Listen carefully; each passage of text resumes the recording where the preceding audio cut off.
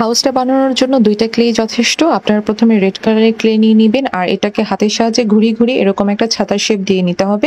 এরপর হোয়াইট কালারের ক্লে নিয়ে নিবেন। হোয়াইট কালারের ক্লেটা পুরোটা বোতলের উপর দিয়ে কভার করে নিবেন। এরপর দরজা আর জানালাটা কেটে নিবেন।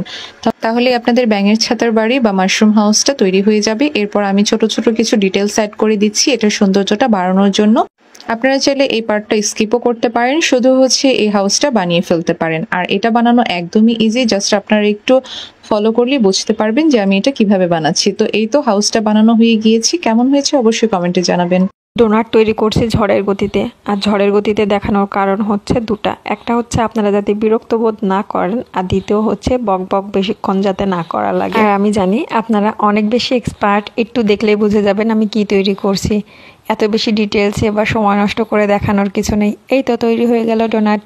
না দেখলেই মিস করে ফেলবেন। আশা করছি এরকম ডিম পোস্ট আপনাদের অনেক বেশি ভালো লাগবে। আর যদি দেখেও থাকেন তাহলে এটা অবশ্যই বলতে হবে সুন্দর হয়েছে। এই ডিম পোস্টটা করার জন্য আমি চামচের সাহায্যে একটু গর্ত করে নিচ্ছি, আর চারিপাশটা পোস্ট করার পর যেমন একটু এলোমেলো হয়ে থাকে সেটাই করে নিচ্ছি।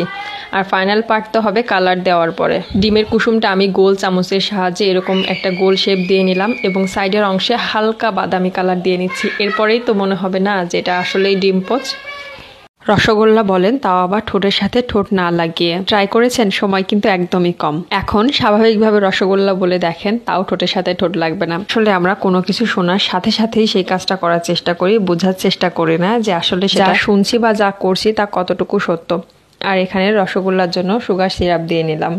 তো অনেকদিন যাবতে আমি পিন্টারেস্টে এই ব্রাশ হোল্ডারটা দেখছিলাম, তো বানাবো করে আর বানানোই হচ্ছিল না। তো ভাবলাম আজকে এটাই বানিয়ে ফেলি। তো এটা বানানোর জন্য প্রথমে আমি এখানে জেসি অ্যাপ্লাই করে নিয়েছি, তারপর এটাকে আমি অফ হোয়াইট কালার করে নিয়েছি, তারপর নিয়েছি সুপার ক্লে।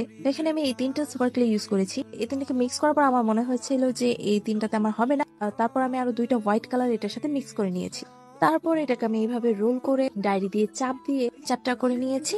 তারপর এটাকে আমি ক্রিমের মতো কেটে নিয়েছি, আর তারপর গ্লু দিয়ে এটাকে আমি এখানে লাগিয়ে দিয়েছি। তো তারপর আমি এখানে একটা কিউট ফেস আর্ট করলাম। আর তারপর আমি ক্রিম গুলোকে একটু শেডিং করার জন্য পুরোনো আইশ্যাডো প্যালেট থেকে পিঙ্ক কালার আইশ্যাডো নিয়ে আমি এখানে শেডিং করে দিচ্ছি। তো এই তো আমাদের পুরো জার কমপ্লিট। তোমাদের কাছে এটা কেমন লেগেছে অবশ্যই কমেন্টে জানিও, আর দেখাবে নেক্সট ভিডিওতে।